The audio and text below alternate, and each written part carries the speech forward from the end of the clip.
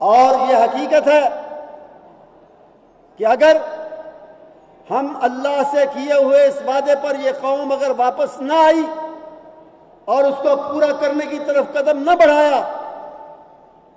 تو خدا نخواستہ میں نہیں چاہتا کہ ایسا ہو، لیکن خدشہ ہے کہ ایسا ہو جائے گا کہ اگر ہم اس سبق کو بھولے رہے، اس کو تازہ کرنے، اس کی طرف لوٹنے کی کوشش نہ کی تو خدا نخواستہ ہمارا ملک مزید حادثوں سے، مزید مشکلات سے، مزید مسائل سے دوچار ہو سکتا ہے۔ اور اس کے برعکس اگر ہم نے وہ وعدہ جو یہ ملک بناتے ہوئے ہمارے بڑوں نے اور ہم نے کیا تھا کہ یہاں